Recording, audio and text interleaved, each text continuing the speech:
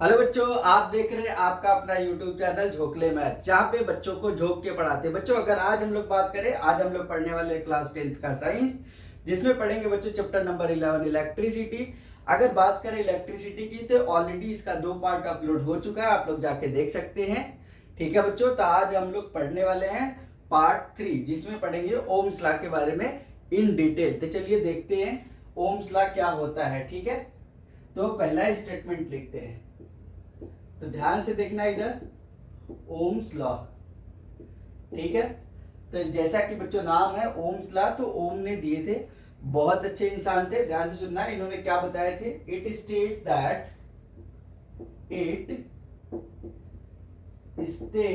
That statement बहुत important है, इसलिए ध्यान से सुनना।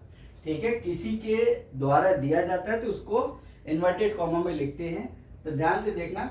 It states that the current flowing through a conductor, the electric current लिखना, इलेक्ट्रिक करंट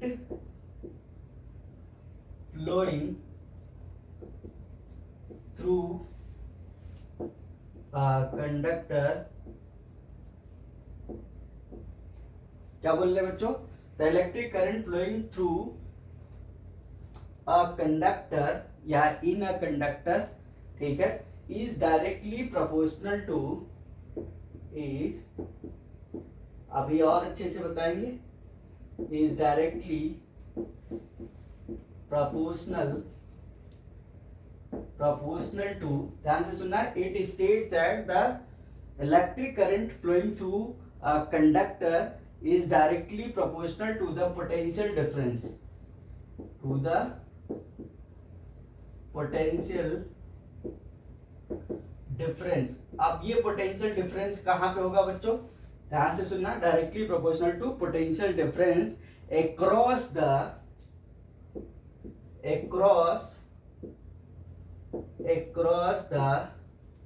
ends बच्चों। ठीक है, across the ends of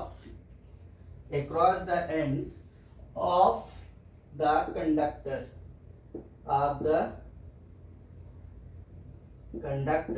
across the ends of the conductor at constant, क्या बच्चों? at constant temperature, याद रखना क्या कांस्टेंट रहता है? at constant temperature and other physical conditions,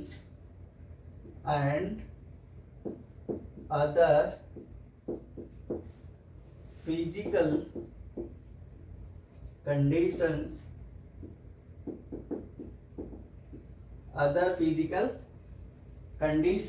of the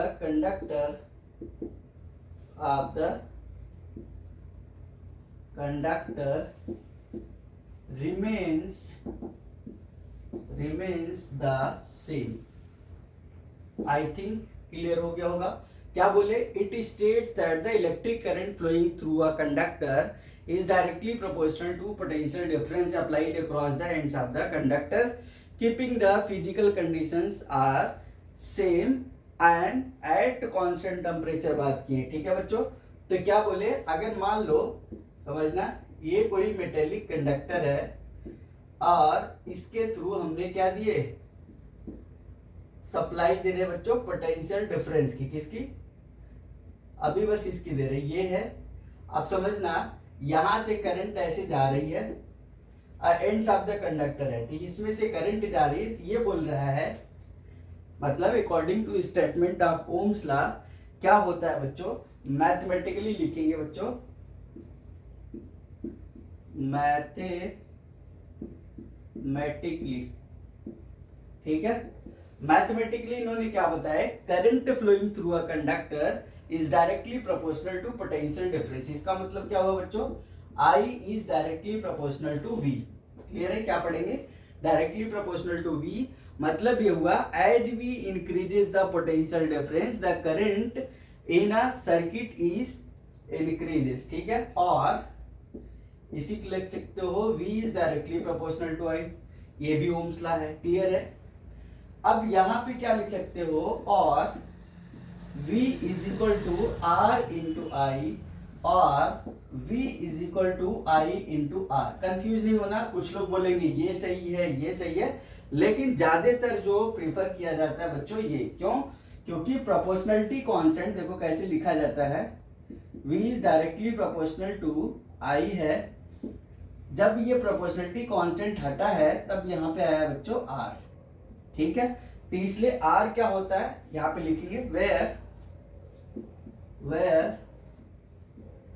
R is, R क्या होता है, कांस्टेंट ऑफ प्रोपोर्शनलिटी। क्या है बच्चों?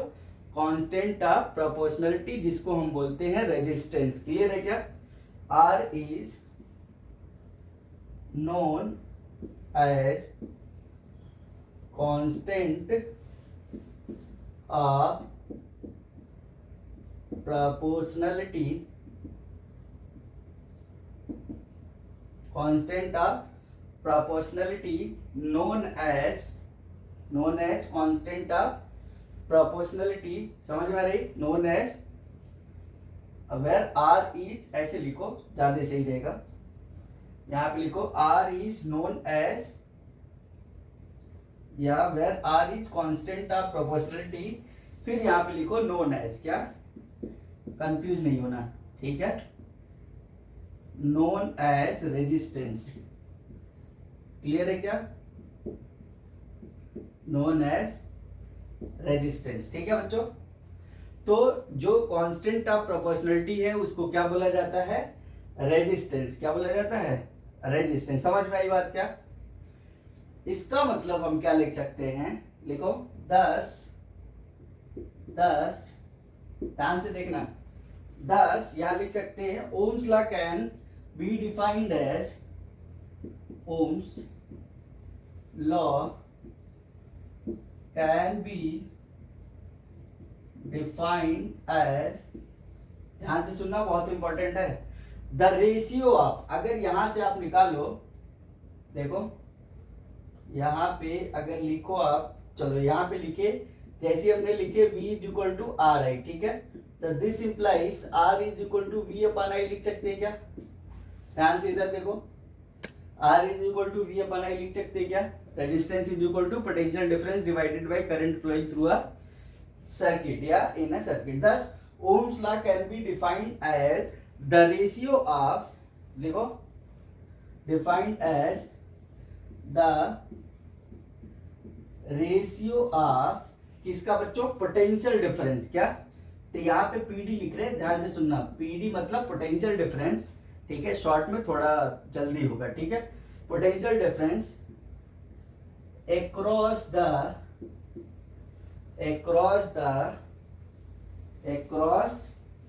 the ends of a conductor, ends of a conductor to. Ratio हमेशा क्या होता है? रेशियो होता है स्मॉलेस्ट फ्रैक्शन, जिसको a by b के फॉर्म में या b by q के फॉर्म में लिखा जाता है, ठीक है। तो हमने क्या बोले, 10 Ohm's law can be defined as the ratio of potential difference across the ends of a conductor to the current flowing through, to the current flowing through, क्या बच्चों? To the current flowing through it remains, यहां पे क्या लिखेंगे? Remains. अब ये ratio जो है वो क्या रहेगी बच्चों? Remains constant, remains constant if यहाँ पे कंडीशंस क्या दिखाएंगे? If temperature and other physical conditions, if temperature and other physical conditions of the conductor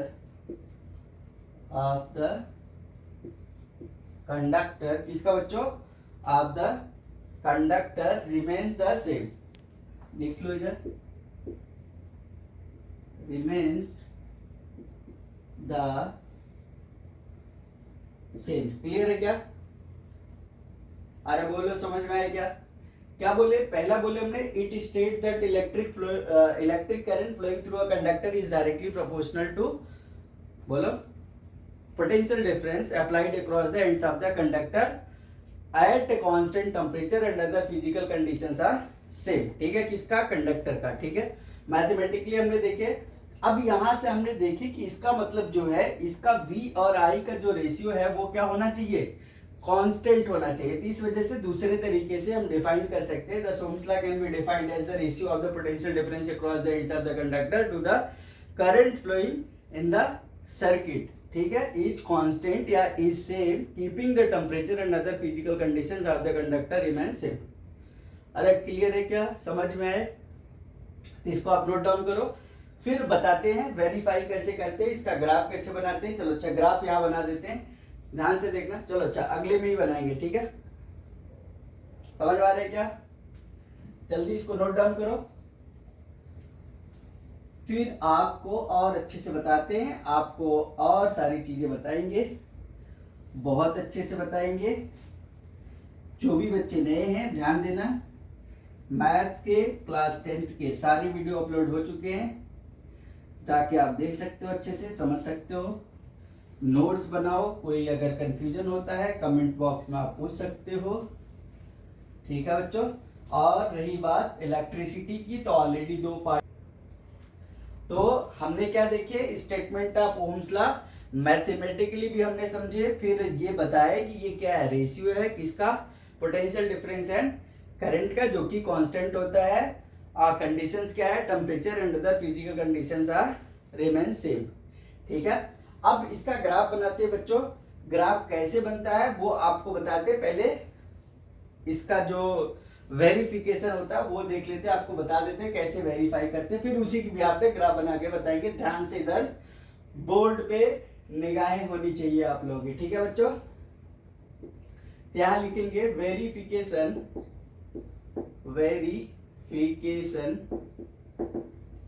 of Ohm's law. ठीक है क्या? Verification of Ohm's law. ठीक है बच्चों, कैसे वेरीफाई करते हैं ध्यान से सुनना। वेरिफिकेशन ऑफ ओम्स लॉ, तो ध्यान से समझना, बहुत इंपॉर्टेंट है। ये सर्किट डायग्राम, यहां पे हमने क्या कर रहे हैं? 1 2 3 और ये 4 बच्चों। ठीक है, ये 4 हमने क्या लिए हैं? सेल लिए हैं, सेल CELL वाला। ठीक है, SHELL वाला नहीं। ठीक है, सेल लिए हैं। और उसके बाद यहाँ पे ध्यान से समझना, इस तरीके से ऐसे हमने कनेक्ट कर रहे हैं। ठीक है, यहाँ पे एक नाइक्रोम वायर लेंगे।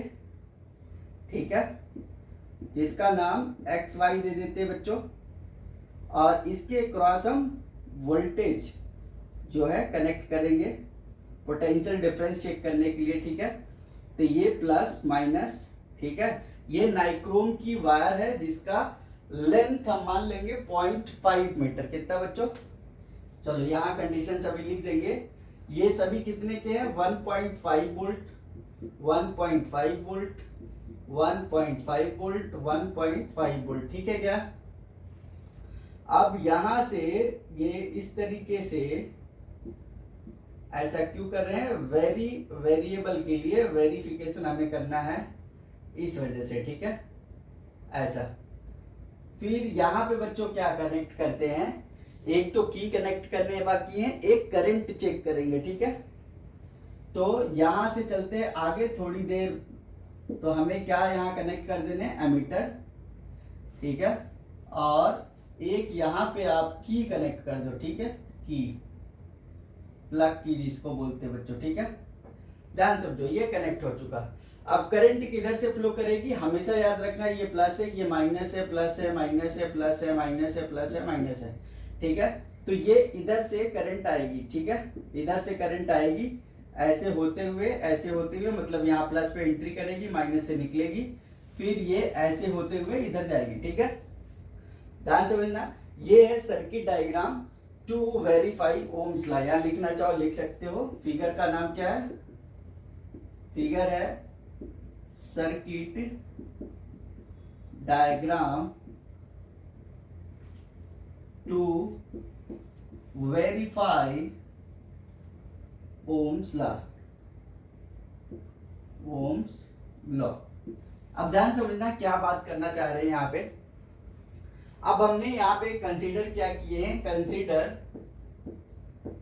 कंसीडर यही लिखना है। अगर आएगा आपको कि state Ohm's law and verify Ohm's law, तो इतना सारी चीजें आपको लिखनी पड़ेंगी, ठीक है। सब नहीं लिखना है, ऊपर का एक ही स्टेटमेंट जो अभी बताया तो वो लिख लो, ठीक है। बाकी अगर वेरिफिकेशन पूछा जाएगा तो ये सर्किट डायग्राम बना देना, बाकी जो लिख रहे। कंसीडर आ नाइक्रोम वायर, बोलो, नाइक्रोम वायर ऑफ लेंथ कितना ले लिए बच्चों? 0.5 मीटर, जो आपके बुक में दिया वही ले रहे हैं। अब इसका नाम हम दे देंगे एक्स वाई। क्या? Consider a nichrome wire of length X Y ले रहे हैं, ठीक है, एक्स वाई। और इसका हमने क्या ले लिए? 0.5 मीटर लेंथ हमने कंसीडर कर रहे हैं। क्लियर है क्या? 0.5 मीटर। अब क्या करेंगे? नाइक्रोम क्या होता है बच्चों? एलॉय होता है, जो किससे मिलके बना होता है? Nickel, chromium, manganese and iron. यहां लिखना चाहो लिख लो। Nichrome is an alloy of, किसका किसका? देखो, एक तो सीधा सीधा दिख रहा है, nickel, chromium, manganese and iron बच्चों, ठीक है। सिंबल की बात करें तो इसका Ni होता है, इसका Cr होता है, इसका Mn होता है मैग्नीज, और इसका आयरन का Fe होता है, जिसको फिर हम बोलते हैं प्लेटिनम, ठीक है। इससे मिलके बना होता है नाइक्रोम। तो नाइक्रोम एक एलॉय है, ठीक है। तो हमने 0.5 मीटर लेंथ की ले लिए। अब यहाँ पे क्या कर रहे हैं, ध्यान से सुनना। एक ऐसे टेबल बना के समझेंगे। यहाँ पे लिखेंगे सीरियल नंबर, ठीक है। और यहाँ पे लिखेंगे क्या? अगला वाला जो है, नेक्स्ट वाला नंबर ऑफ सेल्स लिखेंगे। जैसे 1 2 3 4 सेल लिए, यहाँ पे लिखेंगे नंबर ऑफ सेल्स, ठीक है बच्चों। यहाँ पे लिखेंगे करंट। क्या लिखेंगे? करंट थ्रू एक्स वाई, ठीक है। एक्स वाई क्या है? नाइक्रोम वायर की लेंथ, ठीक है। Current through X Y. यहाँ पे लिखेंगे पोटेंशियल डिफरेंस अक्रॉस, ठीक है। ये मेजरमेंट करेंगे, potential difference across X Y. और यहाँ पे रेशियो लिखेंगे बच्चों, रेशियो किसका? V और I का। V अपान I, पहले V बोले हैं तो V ऊपर होगा, I नीचे होगा, ठीक है। अब इसको समझते हैं। मान लो आपने पहला सीरियल नंबर 1, यहाँ पे 1 डालते हैं। नंबर ऑफ सेल्स 1 लिए बच्चों, ठीक है। पहला सेल लिए, यानी 1.5 वोल्ट हमने यहाँ पे ऑन है, ठीक है। यहाँ से ऑन है, 1.5 वोल्ट जा रहा है, यानी 1.5 वोल्ट सप्लाई है, वो नहीं जाता है, वो फिक्स रहता है, ठीक है। 1.5 वोल्ट की पहली सेल जैसी कनेक्ट करते हैं तो इसके थ्रू जो है, मान लो करंट कितना आया? करंट जो आया बच्चों, मान लो 0.1 आया। कितना? 0.1। करंट की यूनिट क्या होती है? एम्पियर। क्या होती है? एम्पियर। अभी डिटेल में सब बताएंगे आपको। और पोटेंशियल डिफरेंस जब चेक किया गया इस नाइक्रोम वायर के अक्रॉस, तो आया बच्चों 0.4। कितना आया? 0.4 वोल्ट। और यहाँ जब रेशियो आप निकालोगे 0.4 डिवाइडेड बाई 0.1, जो कि 4 ओम आ जाएगा। रेजिस्टेंस की ऐसा यूनिट होती है ओम। आई थिंक समझ में आ रहा होगा। सीरियल नंबर 2 दूसरा लेते हैं बच्चों। तो यहाँ पे नंबर ऑफ सेल्स अब 2 कनेक्ट कर देंगे, यहाँ से कनेक्ट हो जाएगा, ठीक है। इसका नाम चाहो दे सकते हो आप कुछ और, इसको दे दो P, ठीक है क्या? ये Q हो गया, ये R हो गया, ये S हो गया, ऐसे दे सकते हो, ठीक है। तो नंबर ऑफ सेल्स अगर 2 ले लिए, तो यहाँ पे अगर हमने 0.2 एम्पियर ले लिए, क्या 0.2 वेरीफाई कर रहे हैं, 0.2 एम्पियर करंट आई। और फिर पोटेंशियल डिफरेंस चेक किया गया वोल्ट मीटर से। किससे? वोल्ट मीटर से पोटेंशियल डिफरेंस चेक करते हैं, एमीटर से करंट चेक करते हैं बच्चों, ठीक है। एमीटर एक डिवाइस होता है जो करंट मेजर करता है। जो कि सीरीज में कनेक्टेड होता है, ठीक है। पोटेंशियल जो वोल्ट मीटर होता है पोटेंशियल डिफरेंस मेजर करता है, ठीक है, और वो पैरेलल में कनेक्ट होता है। ध्यान से देखना, तो 0.8 वोल्ट हो गई, रेशियो निकालोगे 0.8 डिवाइडेड बाई 0.2, ये भी बच्चों आ गया 4 ओम। एक्टिविटी बता रहे, ध्यान से सुनना। अब हमने आगे तीसरा सेल कनेक्ट करना है, number of serial number 3, number of cells 3, और यहाँ पे करंट कितना मान लो 0.3 आ गया, यहाँ पे 1.2 वोल्ट आया बच्चों, तो 1.2 डिवाइडेड बाई 0.3, ये भी आपका 4 ओम आ गया। अगला वाला भी। नेक्स्ट अगर बच्चों फोर्थ वाला लेते हैं, चारों सेल ले लिए, एस पे पहुंच गए, ठीक है, तो 0.4 लिए, 4 4 जा 16, 1.6 वोल्ट है मान लो, 1.6 divided by 0.4 is equal to 4 ohm आ गया। तो आप एक चीज नोट कर रहे होगे कि जैसे जैसे हमने नंबर ऑफ सेल्स बढ़ा रहे हैं तो करंट की वैल्यू बढ़ती जा रही है, और पोटेंशियल डिफरेंस जो अक्रॉस द नाइक्रोम वायर है, एक्स वाई लेंथ है, वो भी बढ़ता जा रहा है, बट रेशियो रिमेन्स सेम आ रहा है। क्या रेशियो कांस्टेंट आ रहा है, जो कि 4 ओम है। तो this verifies the Ohm's law. फिर यहां पे आप लिख दोगे this verify the Ohm's law. Ohm's law clear है क्या? और इसका जो है ग्राफ बनाएंगे बच्चों, ऐसे बना सकते हैं। चलो यहां छोटा सा बना देते हैं, ध्यान से सुनना। इधर लिख लेंगे बच्चों पोटेंशियल डिफरेंस, इधर लिखेंगे करंट, दिख रहा है क्या? ध्यान से, ये ओरिजिन हो गया। यहाँ पे अभी बोले 0.1, 0.2, 0.3, 0.4, समझ में आया क्या? करंट किस में है? एम्पियर में। ये एक्स एक्सिस है और ये वाई एक्सिस है, ठीक है, और ये किस में होता है बच्चों? वोल्ट में ही होता है, मेजर करते हैं। ये पोटेंशियल डिफरेंस है, यहाँ पे चाहो ऐसे लिख लो पोटेंशियल डिफरेंस, ठीक है। 0.1 पे कितना आया था बच्चों मेजर करने पे? 0.4 वोल्ट आया। 0.8, 1.2, 1.6, 0.4, 0.8, 1.2, 1.6, ठीक है। तो आप देखना ऐसे ऐसे, फिर ये इस तरीके से ऐसे आगे बढ़े तो अगला वाला मिला, ऐसे आगे आगे जब बढ़ते हैं तब ये अगला वाला मिलता है। आप देखो सभी पॉइंट को ऐसे, जहां पे ये दोनों मिल रहे हैं उसको क्या करना है? ऐसे जब ज्वाइन करोगे फ्री हैंड से, ठीक है क्या? फ्री हैंड से जब ज्वाइन करोगे तो आपको क्या दिखेगा कि एक स्ट्रेट लाइन बनती हुई दिखेगी। स्ट्रेट लाइन क्या बता रहा है कि लीनियरली वेरी करते हैं कौन? पोटेंशियल डिफरेंस और करंट, जैसा कि स्टेटमेंट हमने बता चुके हैं बच्चों, ठीक है। तो इसको आप नोट डाउन करो, बहुत बढ़िया से समझ में आया होगा। अभी एक बार और सर्किट लेके बताते हैं। ये डायग्राम जो बनाए हमने, इसको लेके अभी बनाएंगे ग्राफ का, ठीक है। इसको नोट डाउन करो, फिर बताते हैं आपको, ठीक है। एक बार और बता देते हैं, ध्यान से सुनना। हमने क्या लिए? वेरिफिकेशन ऑफ ओम्स लॉ करने जा रहे हैं, तो क्या लिए? यहाँ पे 4 सेल लिए हैं जिसकी वैल्यू है 1.5 वोल्ट, ठीक है, सभी की। मतलब एक सेल की 1.5, तो 4 है, तो आप 6 वोल्ट टोटल हो जाएंगे। लेकिन हमने एक एक लेके चेक कर रहे हैं। पहला जब 1.5 लिए बच्चों तो करंट मेजर किए 0.1 एम्पियर, पोटेंशियल डिफरेंस चेक किए तो 0.4 आ रहा है, रेशियो देखिए 4 ओम है। फिर 1.5 वोल्ट की एक और सेल ऐड ऑन कर दिए, नंबर ऑफ सेल्स 2 कर दिए, तो 0.2 एम्पियर रीडिंग आई और इधर 0.8 आई, और रेशियो फिर से चेक किए 4 ओम। फिर तीसरा नंबर सेल लिए, चौथा नंबर सेल लिए, इसी तरीके से हमने जब चेक किए तो रेशियो सेम आया। रेशियो सेम आया तो उसका हमने ग्राफ देखे। ग्राफ जब बनाए तो स्ट्रेट लाइन ग्राफ आती है। कैसी ग्राफ आती है? इसको क्या बोलते हैं? Straight line. क्लियर है क्या? क्लियर है? अब इसको नोट डाउन करो, फिर आगे बताते हैं। तो आई थिंक समझ में आ रहा होगा।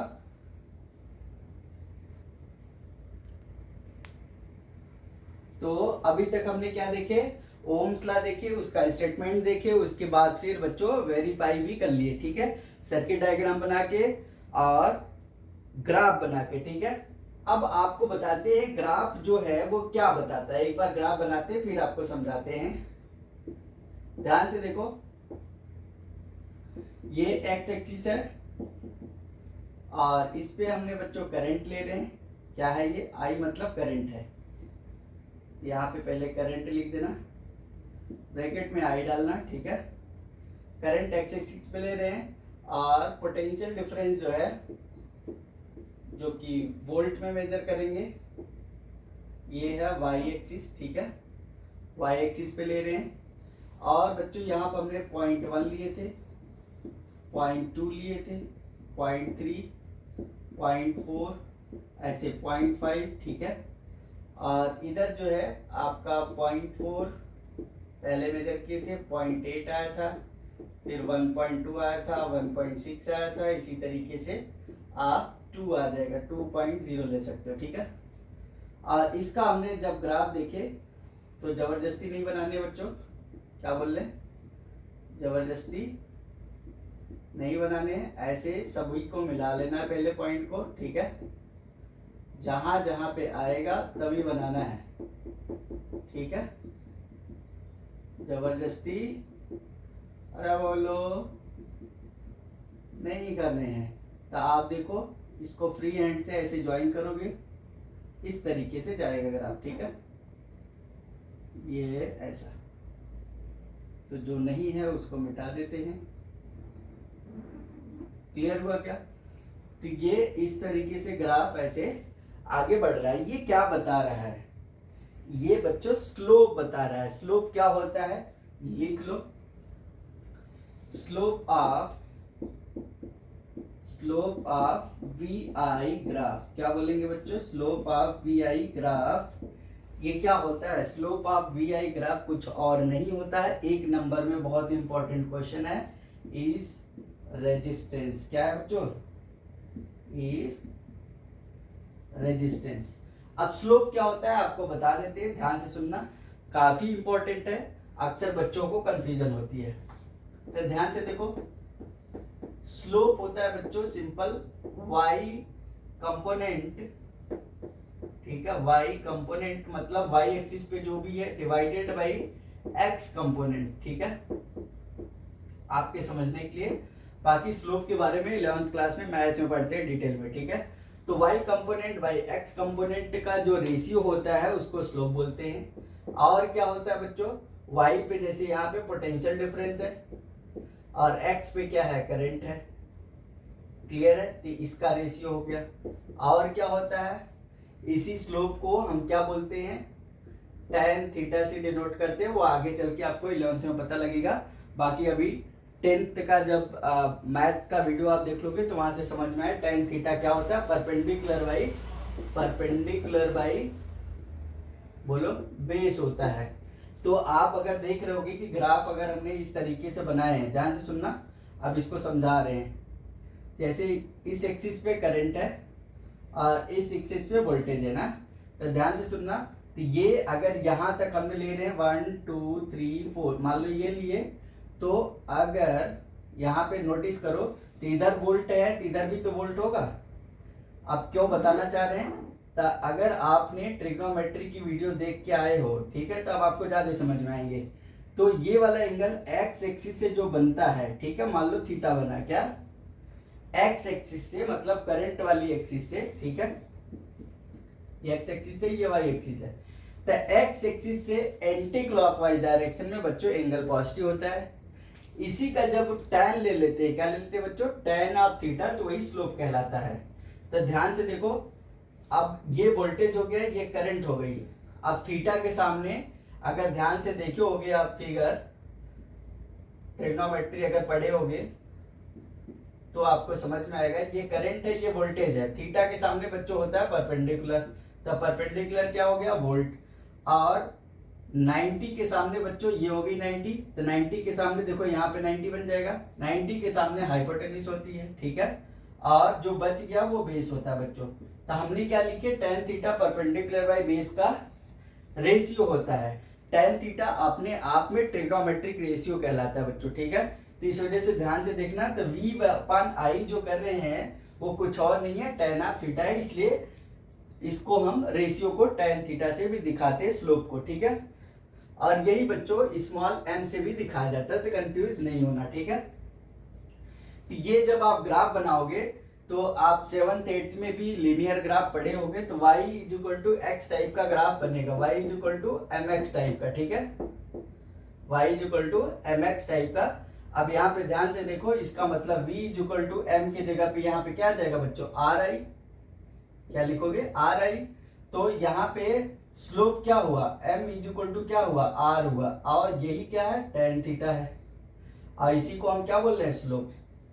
क्लियर है क्या, ठीक है, ऐसे पहचानते हैं। तो y is equal to M X type का क्यों होता है बच्चों, क्योंकि ये ओरिजिन से पास हो रहा है, कहाँ से, ओरिजिन से। नहीं समझ में आओगा फिर से आप पूछना, फिर से आप देखना थोड़ा सा, ठीक है, तो आपको बता देंगे, लेकिन ध्यान से समझोगे तो समझ में आ गया होगा। हमने क्या बोले, स्लोप कुछ और नहीं होता, y component by x component का रेशियो होता है।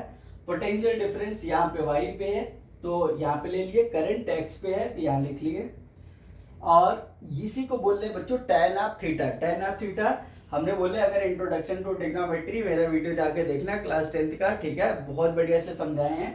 तो यहाँ पे अगर ये v है तो ये भी परपेंडिकुलर जो है, दोनों है पैरेलल शिफ्ट हो जाएंगे, तो ये v हो गया, ये भी, ये बच्चों 90 के सामने जो होता है हाइपोटेन्यूज, और बचा हुआ बेस, b से बचा हुआ b से बेस हो जाता है, ठीक है।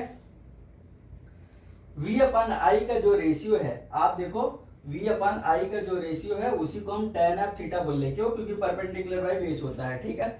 अब इस थीटा जो है वो एंटी क्लॉकवाइज है तो पॉजिटिव लिया जाता है, ठीक है, और tan ऑफ थीटा को स्मॉल m से दिखाते हैं जिसको स्लोप बोलते हैं, ठीक है। तो इसको आप नोट डाउन कर लो, क्लियर है क्या।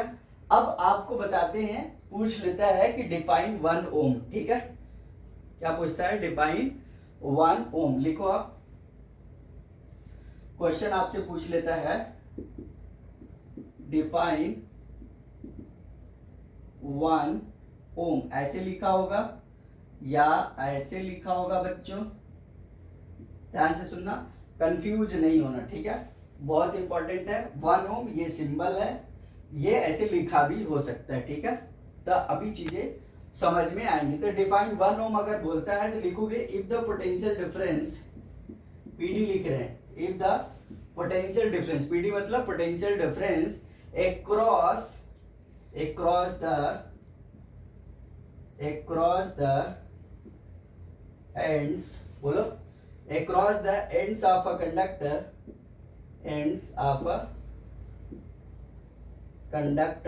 ध्यान से सुनना, across the ends of a conductor is 1 volt, क्या बच्चों, is 1 volt, ठीक है। हमने कितना ले लिए, across the ends of the conductor potential difference कितना ले लिया, 1 volt, and the current through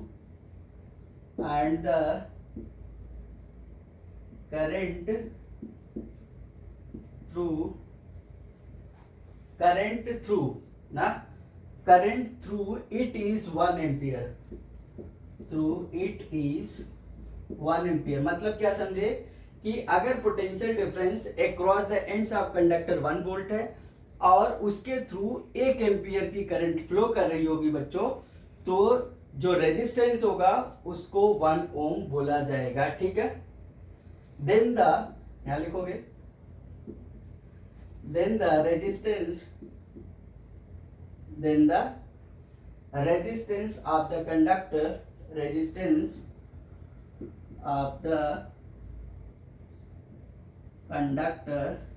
is 1 ohm, clear है क्या। तो ये है बच्चों 1 ओम की डेफिनेशन। आपको बताएं, अगर ध्यान से देखना तो यहीं पे लिख लेते हैं, पोटेंशियल डिफरेंस पीडी जो है बच्चों ये V से दिखाते हैं और इसको वोल्ट में मेजर किया जाता है। वोल्ट क्या है, एसआई यूनिट है, ठीक है। और बच्चों करंट जो है, करंट आई से डिनोट करते हैं, सिंबल है, और इसको एम्पियर में मेजर किया जाता है, ठीक है। और डिवाइस का जो नाम होता है, जो पोटेंशियल डिफरेंस को मेजर करने वाली डिवाइस होती है उसको बोलते हैं वोल्ट मीटर, ठीक है। अभी इसको नोट डाउन कर लो, फिर उसके बाद डिटेल में बता देते हैं थोड़ा सा, ठीक है। जल्दी से नोट डाउन करो फटाफट।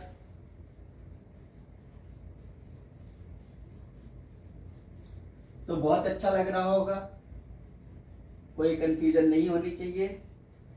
धीरे धीरे पढ़ो, अच्छे से पढ़ो, पूरा कंप्लीट पढ़ो।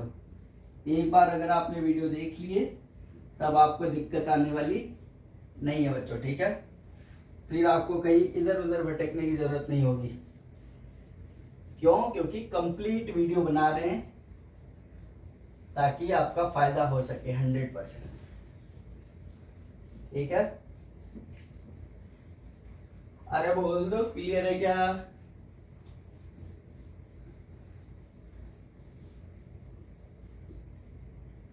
जो भी बच्चे नए हैं तो ध्यान से देखें, ठीक है। क्यों ध्यान से देखना है बच्चों? क्योंकि आपके मन में भटकाव होगा कि पता नहीं मास्टर जी कैसे पढ़ा रहे हैं। तो ध्यान से देखना, बहुत अच्छे पढ़ाते हैं और 100 में से 100 नंबर भी आए बच्चों, साइंस में और मैथ्स में भी आए थे, इसलिए ध्यान से देखना। बोर्ड की बात कर रहे हैं, नॉन बोर्ड की नहीं। तो हमने क्या देखे, 1 ओम को डिफाइन कैसे करते हैं वो बता दिए। अब एक नोट लिख लो आप, जो अभी बता रहे थे, ऐसे नोट डाल के लिख लेना। जैसे आपसे पूछा जाए वोल्ट मीटर क्या होता है, वोल्ट मीटर तो क्या होता है? It is a device, it is a device used to measure potential difference, सही ना? Potential difference. It is connected, ऐसे लिख लेना, it is connected always in parallel. कैसे बच्चों? Always in parallel. समझ में आ रही है क्या? अरे बोलते चलो, ठीक है। और बच्चों potential difference is measured in volt. Volt को V से दिखाते हैं, क्लियर है क्या? Potential difference is measured in volt. और वोल्ट जो है बच्चों, अरे प्यारे बच्चों, SI यूनिट है। क्या है? SI unit of potential difference, ठीक है, इज वोल्ट। क्लियर है क्या? अब आपको हो गया SI यूनिट है तो इसका मतलब क्या, वोल्ट किसी और में भी हो सकता है? हो सकता है। अब जैसे आपसे पूछ लिया 1 मिली वोल्ट, तो ये 10⁻³ वोल्ट होता है, याद रखना, ठीक है। 1 माइक्रो वोल्ट तो ये हो जाएगा 10⁻6 वोल्ट। 1 नैनो वोल्ट बच्चों ध्यान से सुनो, 10⁻9 वोल्ट हो जाता है। तो ये जो है SI यूनिट नहीं है, ठीक है, लेकिन ये बच्चों SI यूनिट है। फिर अगला बताते हैं एमीटर। एमीटर क्या होता है?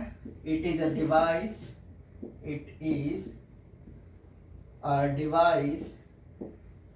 Used to measure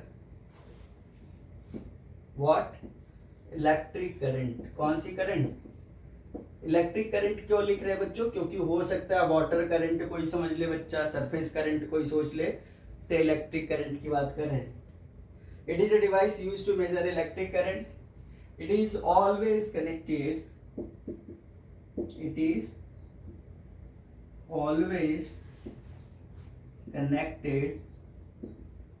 in series. अभी सीरीज पैरेलल आपको बताएंगे आगे, ठीक है, जब रेजिस्टेंस का बता रहे होंगे कनेक्शन, ठीक है। ऑलवेज कनेक्टेड इन सीरीज बच्चों, ठीक है। और current is measured in ampere. इसमें बच्चों एम्पियर, ठीक है। एम्पियर साइंटिस्ट थे, उन्हीं के नाम पे दिया गया है एम्पियर बच्चों। SI यूनिट यहाँ लिख लो,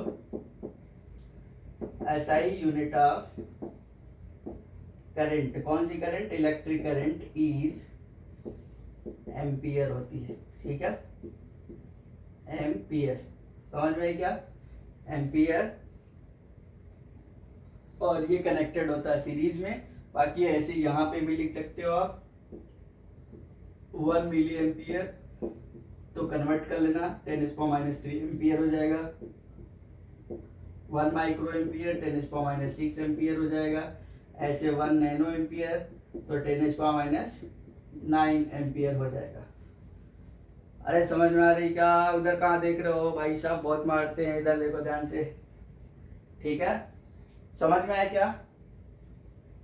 तो इसको आप नोट डाउन करो, बहुत इंपॉर्टेंट है, यहाँ से क्वेश्चन पूछ लिए जाते हैं डायरेक्टली। अब बच्चों को हवा तक नहीं लगती है, तो इसलिए ध्यान से समझना, फैन भी चलता रहता है उसके बावजूद भी, ठीक है? ये बहुत इंपॉर्टेंट है। अब आपको ले चलते हैं, थोड़ा और अच्छी चीजें बताते हैं। वो क्या है देखोगे ध्यान से तब तो समझ में आएगा। चलो,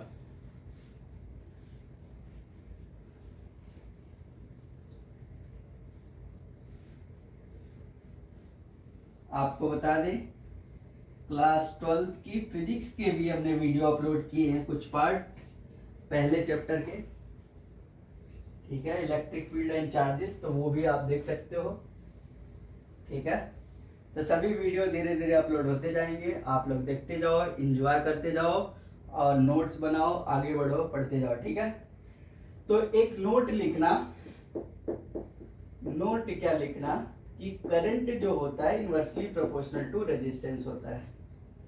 current inversely proportional to resistance का मतलब क्या होता है बच्चों कि as we increases the current resistance decreases, ठीक है क्या? करंट अगर डबल करेंगे तो रेजिस्टेंस हाफ होगा, करंट अगर 4 टाइम्स करेंगे रेजिस्टेंस 1/4 हो जाएगा, ठीक है? अब इसका मतलब क्या हुआ, ध्यान से सुनना। अ कंपोनेंट, यहां से लिख रहे हैं a component is used, a component is, सही से चल जाओ, मार्क करवा। A component is used to regulate, ध्यान से सुनना, component is used to regulate, किसको रेगुलेट करता है बच्चों? ध्यान से सुनना, component is regulate the current किसको रेगुलेट करता है? करंट को, विदाउट, बोलो, अरे बोल दो, विदाउट, ध्यान से सुनना। अभी हमने देखिए वोल्टेज जब वेरी वेरी अलग अलग कर रहे थे, 1.5, फिर एक और से लिए 1.5 का था 3 वोल्ट हो गया, एक और लिए 4.5 हो गया, एक और लिए तो 6 वोल्ट हो गया। अब मैं क्या कर रहा हूं कि एक कंपोनेंट ऐसा भी होता है जो यूज किया जाता है और रेगुलेट करता है करंट को विदाउट, ध्यान से सुनना, क्या बोल रहे हैं? Without changing the voltage source, इसलिए बता रहे विदाउट, लिख लो, changing the voltage source, voltage, ओ भाई कहां भाग रहे हो, इंग्लिश है, वोल्टेज सोर्स इज कॉल्ड, इसको क्या बोलते हैं बच्चों? वेरिएबल रेजिस्टेंस, क्या बोलते हैं? Variable resistance. तो बहुत इंपॉर्टेंट वर्ड है, ध्यान से सुनना। ये कब यूज होता है, ये क्या होता है? एक ऐसा कंपोनेंट होता है जो रेगुलेट करता है करंट को without changing the voltage source. अभी हमने क्या ओम्स लॉ का जब वेरिफिकेशन कर रहे थे, वोल्टेज को चेंज कर रहे थे, ठीक है? यहाँ पे एक कंपोनेंट यूज अगर कर लिए हमने, वेरिएबल रेजिस्टेंस का यूज कर लिए, तो वोल्टेज सोर्स सेम रहेगा, तो भी हम वेरीफाई कर सकते हैं। तो voltage source is called the variable resistance. ये क्या है? एक कंपोनेंट है जो यूज किया जाता है सर्किट में रेगुलेट करने के लिए करंट को without changing the voltage source. Clear है क्या? दैट इज, अगर मैं बात करूं, अगला पॉइंट लिखो, इन एन इलेक्ट्रिक सर्किट, अगला नोट लिखो, ये हो गया पहला नोट, ये दूसरा कर, दूसरा नोट क्या है? इन एन इलेक्ट्रिक सर्किट, कहां बच्चों? इलेक्ट्रिक सर्किट में देख रहे हैं, ठीक है? इन an electric circuit a device called rheostat, एक डिवाइस होता है डिवाइस जिसको क्या बोला जाता है बच्चों, कॉल्ड रियोस्टेट, RHEOSTAT, ध्यान से पहचान लो, ठीक है, रियोस्टेट, ठीक है। इन an electric circuit a device called rheostat is often, often मतलब अक्सर, दिल तुझे नहीं, इज ऑफन इधर used to change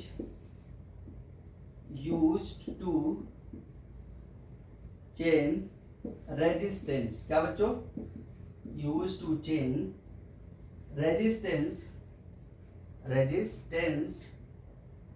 ठीक है, यहाँ पे ऐसे लिख लो resistance, ठीक है, used to change resistance, कहाँ पे बच्चों, इन द सर्किट, मतलब क्या समझे कि ये जो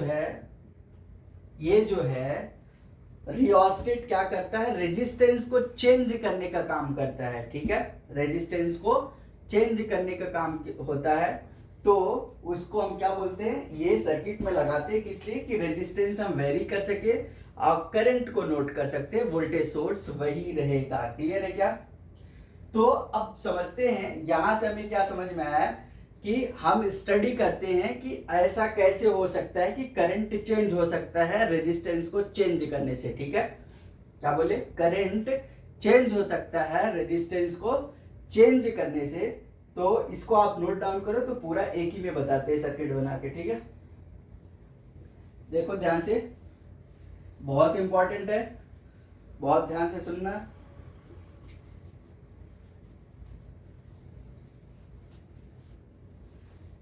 ये छोटी छोटी चीजें हैं लेकिन बहुत बड़ा डिफरेंस क्रिएट करती हैं, ठीक है।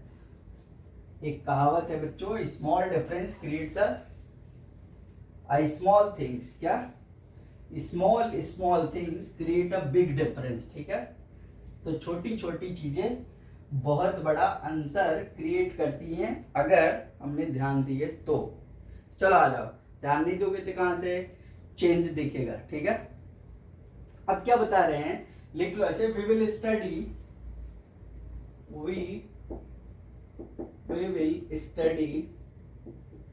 किसकी स्टडी करने जा रहे हैं, अरे बोलो, we will study about electrical resistance, about electrical resistance, क्या बोले बच्चों, we will study about electrical resistance of a conductor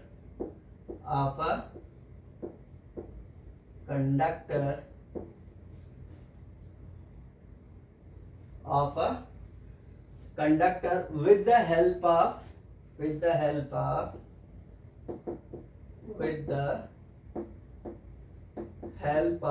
activity दिया बच्चों ये 11.2, with the help of activity 11.2।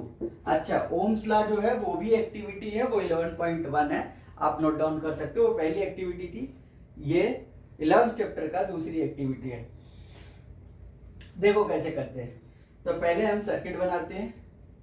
तो ये बच्चों एमीटर है, इधर गैप छोड़ दिए, ध्यान से सुनना समझना, इधर हमने सेल लगा दिए बच्चों, ठीक है, सेल बेचने वाला नहीं, battery, group of cells called the battery, यहाँ प्लस यहाँ माइनस, ध्यान से सुनना, और इधर लगा देंगे की, प्लग की जिसको बोलते हैं, ठीक है, जो घर में स्विच ऑन ऑफ करते हो, ठीक है, और इसको हमने ज्वाइन कर दिए, ध्यान से देखना।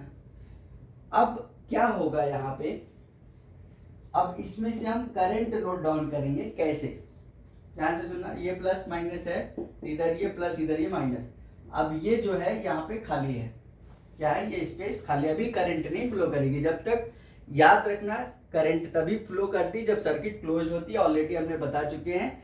तो इसके 2 पार्ट ऑलरेडी अपलोड कर चुके हैं, तो आप जाके देखोगे तो आपको क्लियरिटी होगी, ठीक है। क्यों? क्योंकि क्लियरिटी इज द पावर, जितना ज्यादा क्लियर होगा उतना चीजें समझ में आएंगी। तो हमने क्या लिए यहाँ पे, ध्यान से देखना,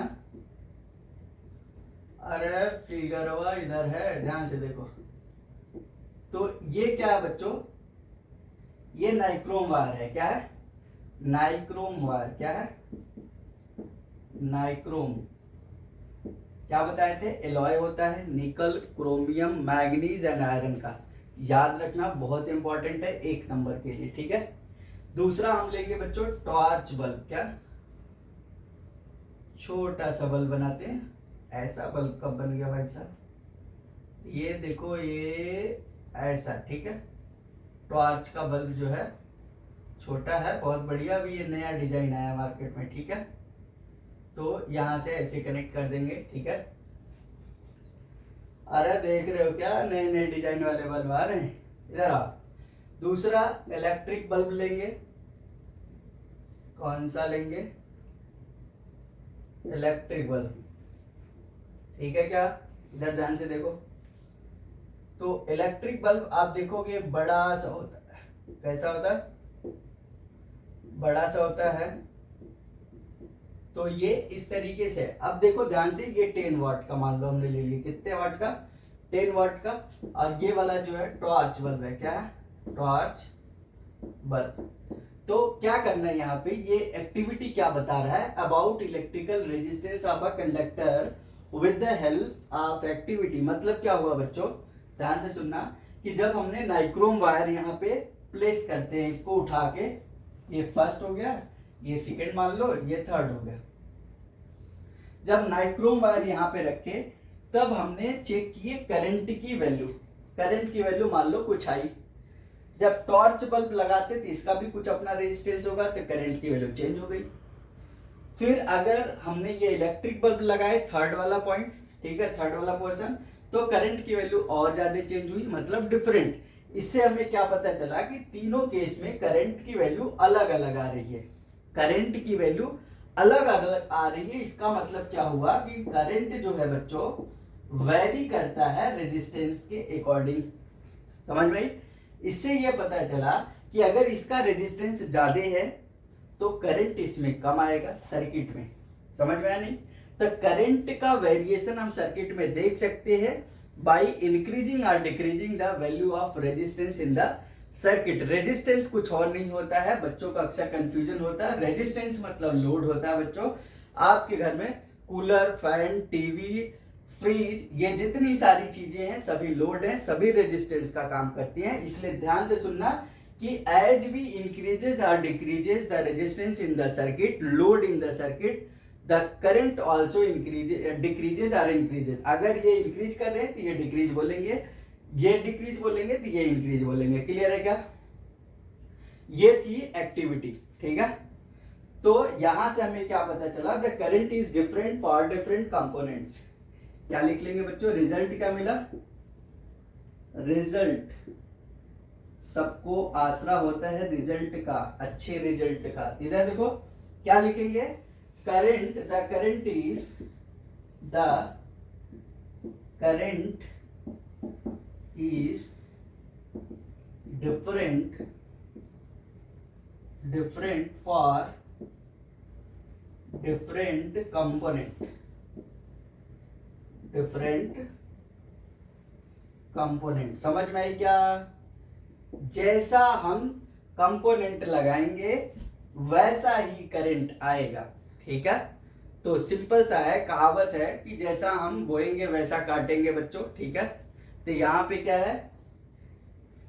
the current is different for different component. तो कंपोनेंट अगर ज्यादा रेजिस्टेंस वाला लगाएंगे तो करंट कम आएगी, कंपोनेंट अगर कम रेजिस्टेंस वाला लगाएंगे तो करंट ज्यादा आएगी। इसी वजह से आज के टाइम पे लोग एलईडी की ट्यूब यूज करते हैं। कौन सी बच्चों?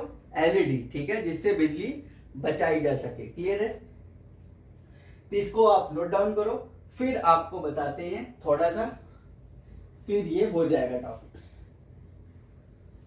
बहुत इंपॉर्टेंट है, ध्यान से सुनना।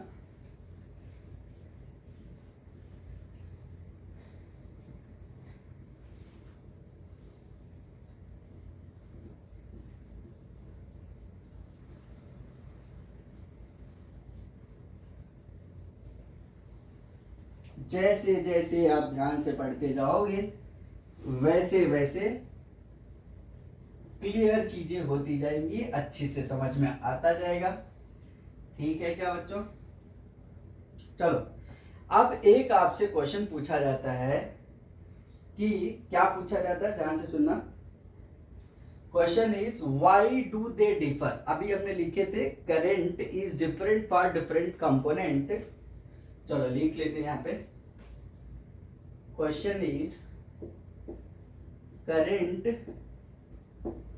Is different for different component. अब ये तो स्टेटमेंट था, ठीक है, जो कि हकीकत है। अब क्वेश्चन आपसे धीरे से चुपके से पूछ लेता है व्हाई डू दे डिफर। अरे बोलोगे क्या? व्हाई डू दे डिफर, ये डिफर कैसे होते हैं, चेंज कैसे होते हैं? तो आंसर लिखो। सॉल्यूशन क्या है बच्चों? सर्टेन कंपोनेंट, ध्यान से देखना, सर्टेन कंपोनेंट, ठीक है, कंफ्यूजन में नहीं रहना, बहुत ध्यान से देखना, बहुत इंपॉर्टेंट चीजें बता रहे हैं। Certain component offer an easy path. क्या बच्चों? Offer an easy path. अब याद रखना, करंट हमेशा उस रास्ते से जाता है जो आसान होता है, जैसे अक्सर बच्चे करते हैं गलती, ठीक है, कि जो इजी होता है हमेशा शॉर्टकट ढूंढते हैं और उसी शॉर्टकट के चक्कर में वो डूब जाते हैं। ठीक है, तो पहले लॉन्ग कट ढूंढो, आपको डिटेल पता होना चाहिए, जैसे मैं पढ़ा रहा हूँ, ठीक है, लिख लिख के इसलिए पढ़ा रहा हूँ ताकि आपका कंफ्यूजन दूर हो। अगर मैं लिखता नहीं, लिख के लेकर आता, बस आता और बता देता है, तो वो ज्ञान होता है बच्चों। ठीक है, लिख के बता रहे हैं तो इसका मतलब आपको भी लिख के समझना है, ठीक है, ताकि आपको ज्यादा समझ में आए। तो क्या बोले? सर्टेन कंपोनेंट, क्या बोले? Certain component offer an easy path for the flow of, easy path for the flow of, किसका फ्लो होगा? N electric current, flow of electric, flow of what? Electric current, ठीक है, इलेक्ट्रिक करंट। वाइल उसी दौरान क्या होता है? While the others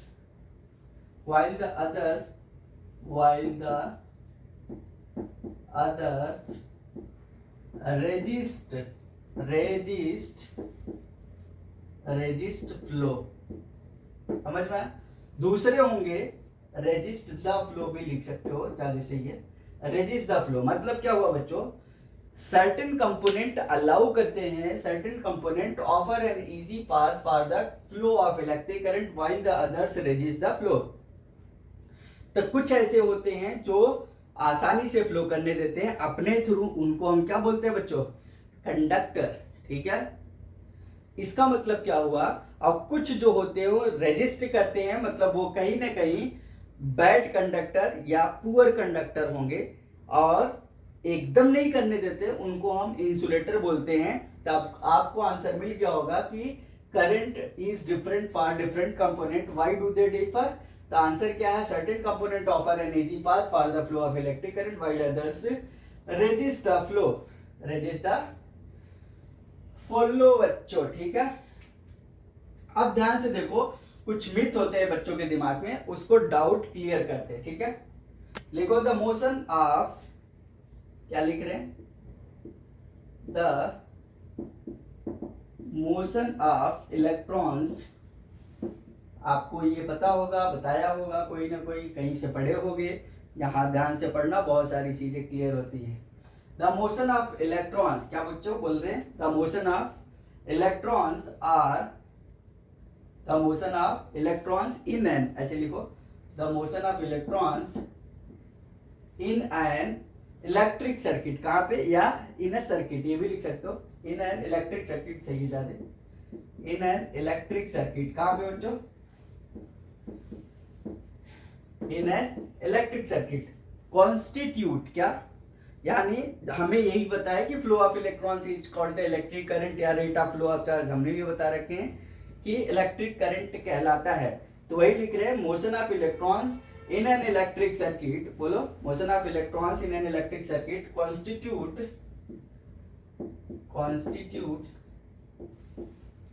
N electric current. क्या? Electric current. ध्यान से सुनना, अभी आपका जो डाउट है वो क्लियर होने वाला है, ठीक है। Motion of electrons in an electric circuit constitute an electric current, ऐसा आपको बताया गया है, ऐसा आप लोगों ने पढ़ चुके हैं, ठीक है। लेकिन बच्चों द इलेक्ट्रॉन्स, अगला पॉइंट लिखेंगे, ये पॉइंट है, अगला पॉइंट, द इलेक्ट्रॉन्स, क्या लिख रहे हैं? द इलेक्ट्रॉन्स however not, क्या आप however सिर्फ इलेक्ट्रॉन डिसाइड करता है? The electrons however not completely, ऐसा बच्चों, completely क्या बोल रहे हैं? अभी हमने पढ़े कि मोशन ऑफ इलेक्ट्रॉन्स किसी भी सर्किट में इलेक्ट्रिक करंट को जन्म देते हैं, कॉन्स्टिट्यूट करते हैं। अच्छा, the electrons however not completely free to move, कहां बच्चों? With in a conductor. आई बात समझ में? क्या आपको क्या लगता है? Electrons however not completely free to move within a conductor, हर कंडक्टर में जैसे अक्सर बताया गया है कि इलेक्ट्रॉन्स फ्री होते हैं, वही मूव करते हैं, वही करंट आती है उसी की वजह से, ठीक है। लेकिन electrons however not completely free to move within a conductor, conductor के अंदर जो है कंप्लीटली फ्री नहीं होते हैं। ध्यान से सुनना, बहुत important. They are restricted, they are, अगली पॉइंट लिखो, they are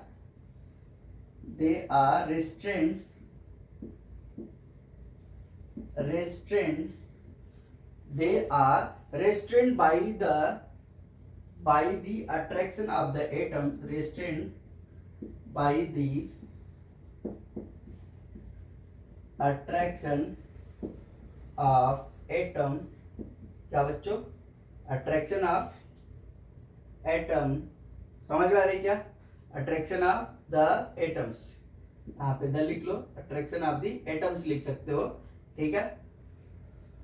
among which they move, ऐसे लिख सकते हो, among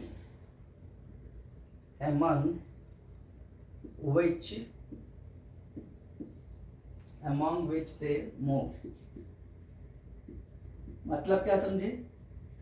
they are restrained by the attraction of the atoms, क्या? तो रिस्ट्रेंड होते हैं by the attraction of the atoms among which they move, जिसके थ्रू भी वो मूव कर रहे हैं रिस्ट्रेंड कर लिए जाते हैं बच्चों। तो इसलिए कंप्लीटली इलेक्ट्रॉन फ्री नहीं होते हैं। तो ये गलत मिथ अपने दिमाग से निकाल देना कि इलेक्ट्रॉन्स कंप्लीटली फ्री होते हैं, 100% नहीं होते। तो याद रखना, ये बता देना साफ साफ, ठीक है। अगला बच्चों, दस मोशन ऑफ इलेक्ट्रॉन्स लिख सकते हो, दस मोशन ऑफ इलेक्ट्रॉन्स कहां पे बच्चों? Motion of electrons through a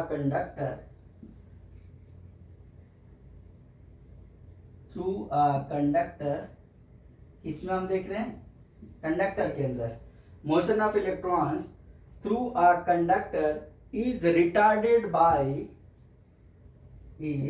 retard कर दिए जाते हैं, रिटार्डेड बाय किसके थ्रू बच्चों? रिटार्डेड बाय इट्स रेजिस्टेंस,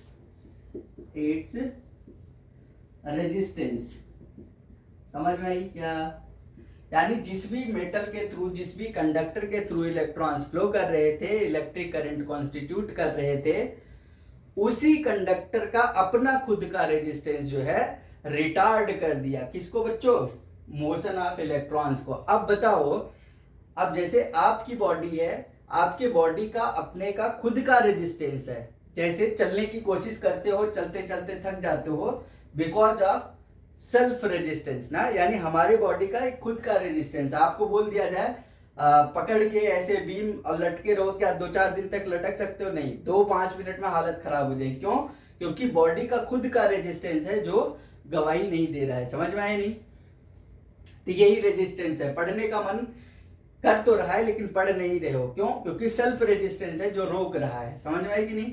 तो रेजिस्टेंस जो है बच्चों, तो अच्छी भी चीज है और कई कई खराब भी होती है। देखो इधर, दस motion of electrons through a conductor is retarded by its resistance. तो खुद का जो रेजिस्टेंस होता है उसके द्वारा रिटार्ड कर लिया जाता है। इसको आप नोट डाउन करो, फिर आगे बताते हैं लास्ट में क्या क्या और चीजें लिख सकते हो आप, क्या क्या आते हैं। इसको आप नोट डाउन कर लो। आई होप समझ में आ रहे होंगे, आएंगे क्यों नहीं जो इतना अच्छे से पढ़ा रहे हैं। तो ध्यान से देखना, पूरा कंप्लीट है, एक एक चीजें बता रहे हैं ताकि आपका कंफ्यूजन रहे ना। ठीक है,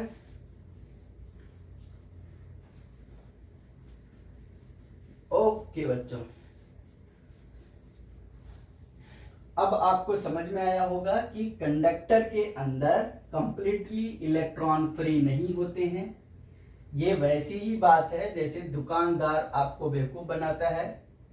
जैसे आप मोबाइल खरीदने जाते हो दुकान पे, ठीक है, तो आपको क्या बोलेगा दुकान वाला कि मोबाइल का स्टोरेज इतना है, लेकिन बच्चों क्या उतना यूज कर पाओगे? नहीं। तो कुछ इनबिल्ड जो आपके मोबाइल में सॉफ्टवेयर होते हैं, एप्लीकेशन होते हैं, उसके वजह से ऑलरेडी कुछ आपका स्टोरेज खा जाता है। ठीक है, तो इंटरनल स्टोरेज उतना नहीं यूज कर पाएंगे जितना दिया रहता है। ठीक है, अब लिखेंगे कुछ और।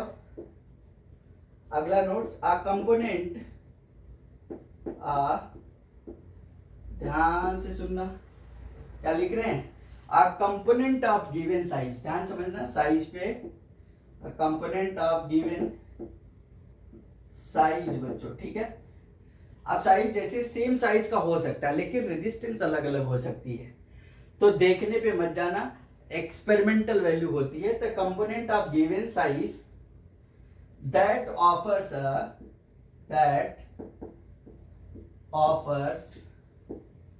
अ लो रेजिस्टेंस बच्चों, क्या? Low resistance. क्लियर है क्या?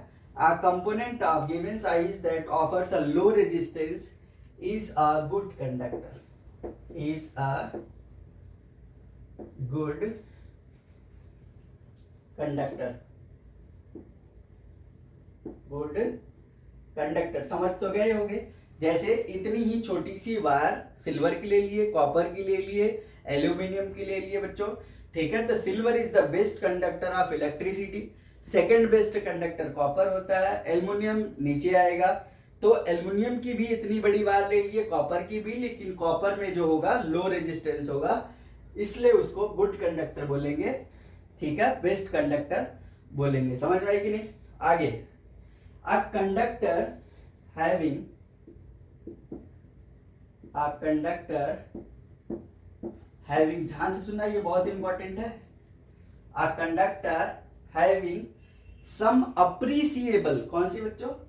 अ कंडक्टर हैविंग, नोट लिख लेना इसको जितने का मन करे। A conductor having some appreciable, a conductor having some appreciable resistance. ध्यान से सुनना, कौन सा resistance? A conductor having some appreciable resistance is called a resistor. Is called a resistor. तो रेजिस्टर की डेफिनेशन बच्चों यही लिखना है। ठीक है, कंडक्टर हैविंग सम SOME होता है, some appreciable resistance is called resistor. अब किसी से पूछोगे रजिस्टर क्या होता है, बोलेंगे register is a type of material, ये सब दुनिया भर की बातें।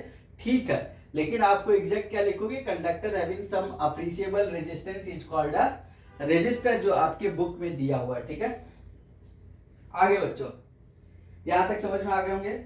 अगले लिख सकते हो, अ कंपोनेंट कंपोनेंट, उसी तरीके से ऐसे ऊपर लिखिए, component of given size, component of given size that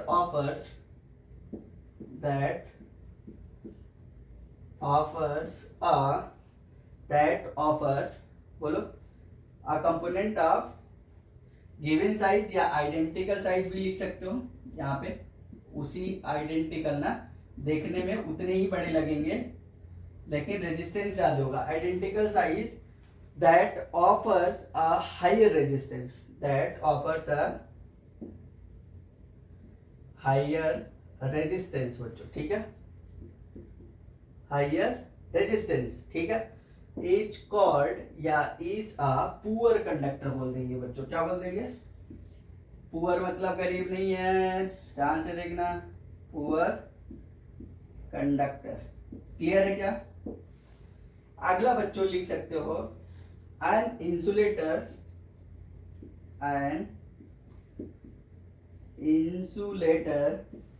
कौन सा letter? Of the same size, क्या? सेम साइज, क्या बोल रहे हैं? Of the same size offers even higher resistance,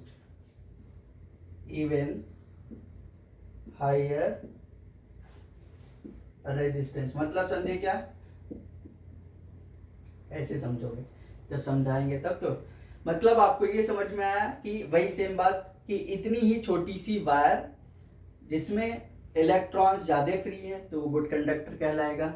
इतनी ही छोटी सी वायर जो ऑफर्स हाई रेजिस्टेंस, जिसको हम पुअर कंडक्टर बोलेंगे।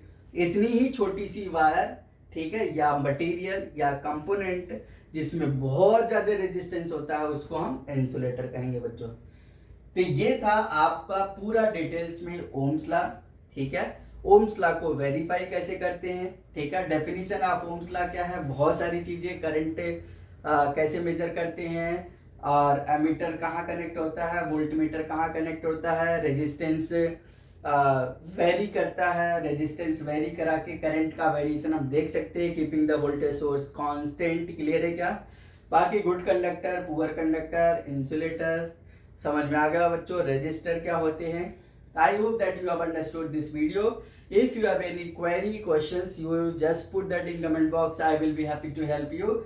Thank you so much for watching this video. बच्चों सब्सक्राइब करना नहीं भूलना, और हर वो बच्चों को शेयर जरूर करना जिनको इसकी नीड है, ठीक है, ताकि उनका भी भला हो सके। ओके बच्चों, मिलते हैं नेक्स्ट पार्ट में, तब तक के लिए बाय बाय।